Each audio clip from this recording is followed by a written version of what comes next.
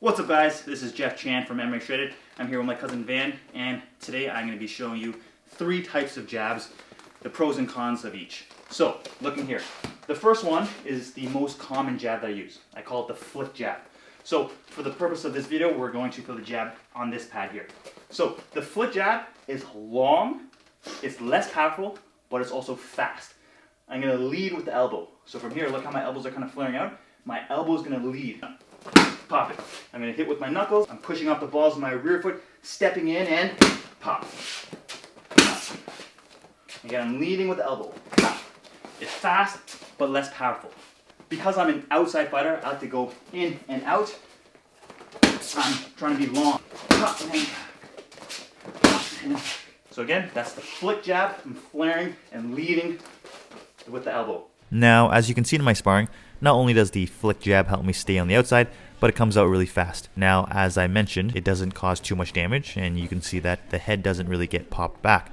But it's very irritating to your opponent, especially when you spam the flick jab 2 to 3 times in a row. You can blur your opponent's vision to set up other attacks, and it's a great way to stack up points by flicking and moving, flicking and moving. It is also an effective strategy to do this as you back up against an aggressive opponent trying to close the distance on you.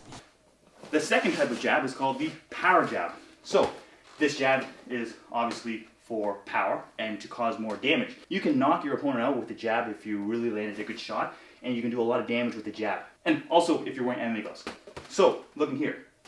When we throw the power jab, we want our elbows tucked into the body. I'm going to exaggerate, but look, I'm going to dig my elbow into my hips like this. And I'm going to really rotate the hip and roll that shoulder. So look, elbow and hips. I'm going to twist my knuckle until my palms are facing down. I'm going to start with my knuckles facing the ceiling, and look at this big twist. I'm going to step in, pop. Pop. Pop. So this one is not as long as the flick jab, but it's more powerful and more damaging.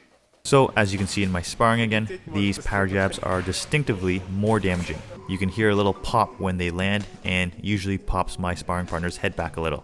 I tend to use this type of jab when I am pressuring forward and walking down my opponent, trying to back them up against the cage or ring. I also tend to use this type of jab more in harder sparring for obvious reasons.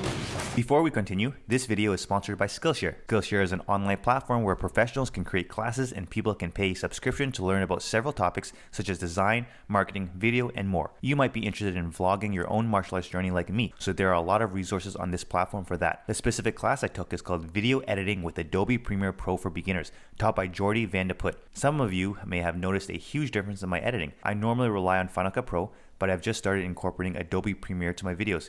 It can take a long time to learn how to use a new editing program, but this class quickly taught me what I needed. Skillshare is curated specifically for learning, meaning there are no ads, and they're always launching new premium classes, so you can stay focused and follow wherever your creativity takes you. The first 1,000 of my subscribers to click the link in the description will get a free trial of premium membership, so you can explore your creativity.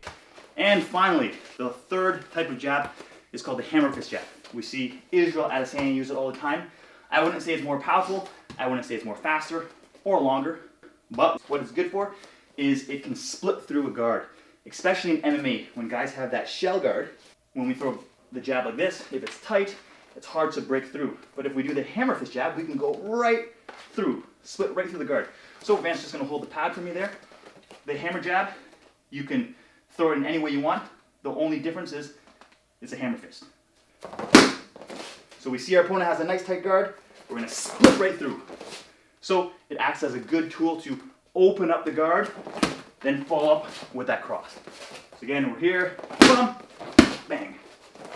Again, every jab, we got to push off our rear foot, step in, pop, and opens up that guard for our cross. And here in my sparring, you can see that my partner shelled up for my jab, and I was able to split through his guard with my hammer fist jab, even though I was wearing boxing gloves. Now imagine how much easier it would be while wearing MMA gloves. This type of jab is probably the least used for me personally, but it is still a great option to have depending on the situation. The more weapons you have in your arsenal, the better off you are.